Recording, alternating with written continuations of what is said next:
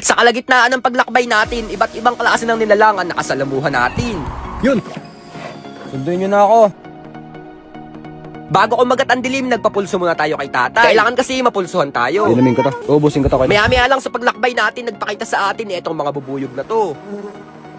Solid pre na kayo. Pre, ito yung magiging spot natin. Wala tayong makakatulong sa lahat ng gagawin natin. Kumbaga, lahat ng maisip kong plano, gagawin ko mag-isa. Kaya bago sumapit yung gabi, kailangan tapos na to. Pre, goods na yung pagtutulugan natin. Bale, eto na pre yung naging itsura na itong pagtutulugan natin. Next naman pre, magsisimula tayo magsaing kasi mamaya madami pa tayong activities. Bago pa lang kasi nagsisimula yung pagsubok natin. At dahil survival ito, wala tayong ibang gagamitin maliban sa itak. Madaming masasayang pagsubok habang nag-uumpisa tayo. Kaso habang tumatagal, dahan-dahang nagbabago yung paligid natin. Para maglalakad ah.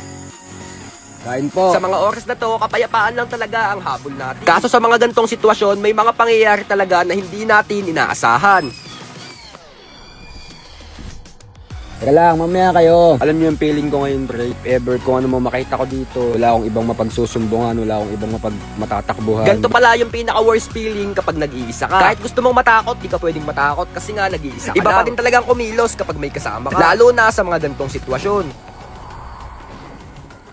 Pagkalma ng lahat, di na ako nagdalawang isip na tumawag. Sunduin nyo na ako. Di ko na kasi talaga pre, kaya magpanggap sa camera. Ayoko na magpanggap pre, di ko na kaya. Delikado kasi pag pipilitin ko pa to, lalo na at first time ko lang ginawa to. Kaya saludo talaga ako sa mga tao na nagko-content ng ganito.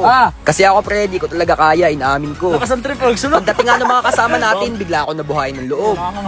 Lumalakad parang dinaapakan na yung kahoy. Kanina ko pa kasi talaga gustong silipin to, kaso nga lang pre, nakakapanlaw talaga. Imik na oh. Ngayon nyo ako paramdaman, may kasama na ako. Bigla na nga lang lumakas yung loob ko pre, samantalang kanina, di na ako makalis sa pwesto ko. Sunduin nyo na ako. Ayoko na dito na ano. Talagang nakakayabang na nga talaga pag may kasama ka. Kaya nakapag-desisyon kami na manggagamba na dito. Saan? O siya nga ano. Pre, wait lang. Papakalala ko muna sa inyo ang 1xBet. Ang #1 betting app dito sa Pilipinas. Napakadali lang mag-register. Pilapan nyo lamang ang lahat ng ito. At huwag na huwag nyo kakalimutan gamitin yung promo code natin na RJ. At alam nyo ba na dito sa 1xBet, pwede kayong makakuha ng up to 16,000 bonus sa unang top-up nyo. At pwede nyo na din tayaan yung mga favorite sports nyo katulad ng NBA at PBA. Kaya kung wala kang trip, register na. Nagtuloy-tuloy na nga yung pagpaldo namin. At di talaga nagkamali yung hinala ko na napakadaming gagamba dito. Kasi nga pre, napakadami talagang insekto dito sa kagubatan na ito. Kaya kanina pa lang habang naliligo ako sa ilog, tansya ko na Pero kaagad. naisip kong plano kanina, bali dalawa. Manggagagamba tayo o kaya hahanapan natin yung mga nag-iingay niya. Wala eh. Ngayon kayo paramdam boy, may kasama na ako. Kanina ko pa kasi talaga pre, gusto mag-uli dito. Kaso nga lang, maniwala kahit sa hindi, napapanlaw talaga ako. Pero siguro naman sa ngayon, talagang all goods na to. Sobra-sobra na nga yung kapalit ng takot natin kanina. Kung makikita nyo pre, talagang paldo talaga. Ang ganda ng kulay ano.